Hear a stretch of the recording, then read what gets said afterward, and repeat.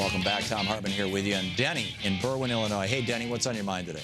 Hi. Yeah, Tom, the thing that concerns me, we've been talking about this for a few years, how the Republicans get on TV and speak their mind. Everybody hears their opinion, but the Democrats don't fight back. This time, because of health care and a lot of other things, a lot of people are telling me that if the Democrats don't get on TV every day and fight for us, then something's wrong. They're either But the Democrats are trying to do that. Denny, just an hour and a half ago, right here in Washington, D.C., Bernie Sanders and Danny Glover and Keith Ellison just held a big press conference and a rally here in Washington, D.C., and to push back on Republican efforts to privatize Social Security and Medicare and all these other things. The Congressional Progressive Caucus just issued a press release. This, they call for scrutiny of Trump's crony cabinet. They say from an education secretary who dedicated her career to undermining public education, to a housing and urban development secretary who has zero experience involving housing, to a health and human services secretary who spent his time on Capitol Hill trying to undermine health care reform. The Congressional Progressive Caucus will hold Trump accountable for filling his cabinet with cronies who are committed to serving his brand and their wallets instead of the American people. Did you see any of that on CNN, MSNBC, or Fox? Yeah, I did. I agree with that. But through the years, we've learned one thing. I'm glad they did it now. The point is, they've been doing it all along. More consistently. Denny, this press release that I just read you, Denny, this press release that I just read you, I get these every day, and I have for 13 years. It's funny. We don't see them on TV. I watch not MS.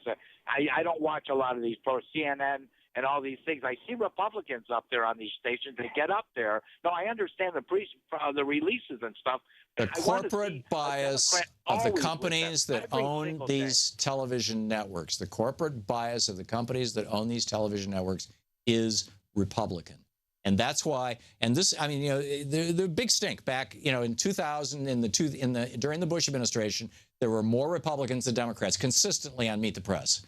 And somebody actually asked them, why? Why do you have more Republicans than Democrats? And they said, because the Republicans hold power, so the people need to hear from the people who hold power. So then Barack Obama comes into office, and Meet the Press still has more Republicans than Democrats on the air. And so they go back to them and they say, well, why do you have more Republicans than Democrats? And the answer is, well, because the Republicans are out of power. And and the American people need to hear from the people who are out of power. You can't win. Say, I want to go on this TV station. I'm calling them up today, and I'm coming on. I don't care what they think. I'm coming on. Good luck, Denny. I'd like to see them. That's not how it works. Radio and just tell them I want to be on this TV station with these guys. I don't want, This press release went to CNN, to MSNBC, to NBC, to ABC, to CBS, to Fox News. It went to all of them. They're ignoring it. But the press release about Bernie and Keith Ellison and Danny Glover, you got a Hollywood star, you've got a progressive rock star, you got a guy who's running for chair of the Democratic Party. You would think that these three people, who are all major newsmakers, holding a rally in the nation's capital to call out Republicans, would be a newsworthy event. It's not being covered at all. It's a complete media blackout. This is not an accident, Denny. This is, Bernie Sanders could go to the front door of CNN. In fact, people did that, as you'll recall, during the election. There were crowds outside CNN demanding that Democrats be covered in equal amount to Donald Trump, because they were giving literally hours of free coverage to Trump. And during the primaries, there were Bernie people demanding coverage. There were Hillary people demanding coverage. And after Hillary won the primary, there were Democrats demanding, more coverage. And CNN not only ignored them, but none of the media reported on the fact that they were being picketed. How do we change that? I think that you change that by policy. I think you change that by breaking up the big media companies. I think you change that by going back to something that looks like the Fairness Doctrine, but isn't, government control over the media.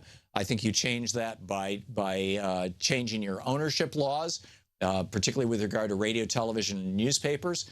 There's a whole bunch of ways that you change that, but the reason things are the way they are is that this was a plan that was laid out in, I wrote a book about this, right? This is a plan that was laid out in 1971 by Lewis Powell in a memo that he wrote to the head of the Chamber of Commerce saying, we've got to take control of the media, business, American business. We're under assault by Ralph Nader and Rachel Carson.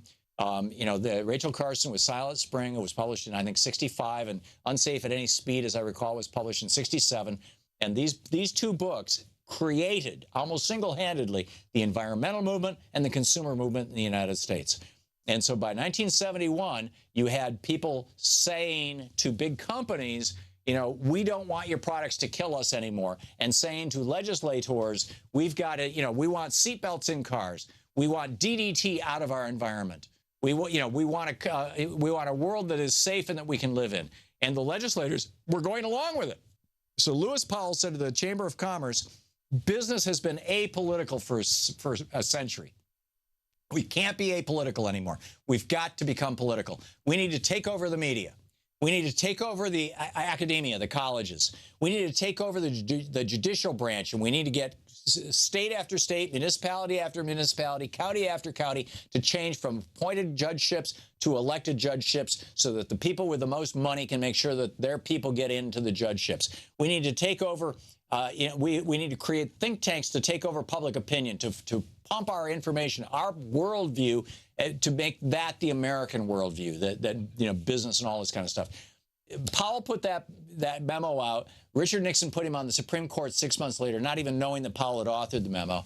That memo went from the Chamber of Commerce to a group of very, very wealthy people, Joseph Coors and a bunch of others, and they created the Heritage Foundation. They created the Cato Institute. They created the American Legislative Exchange Council, ALEC. They created this whole infrastructure. They created, and then in the early 80s, during the Reagan administration, Brent Bozell and his buddies created a group to scream every time the media said anything that made the Republicans look bad, which was anytime they talked about facts or legislation. And so now this is why the media is so badly, dog whipped, that they just sit around going, oh, we're not going to talk about issues, because if we talk about issues, the Republicans and conservatives will scream that we're biased because facts don't help Republicans, right? We'll just talk about personality. Do you think this is a nice guy? What about, this person? Are they going to go to jail? Are they not? Who's ahead in the horse race? Who's behind in the horse race? That's all they'll talk about. You are not going to hear issues, the kind of issues that we talk about on this program, the kind of issues that really need to be discussed. You are not going to hear them on any of that corporate media because their interests are antithetical to that. And I can tell you, I know this for a fact. I've been working in this business since I was 16 years old, on and off. And, the media is, no matter who knocks on their door, they can ignore it. You're listening to the Thom Hartmann program. Call 202-808-9925. I mean, Denny, I love your idealism. I love your idealism. But, we've got to make serious structural changes in our media landscape.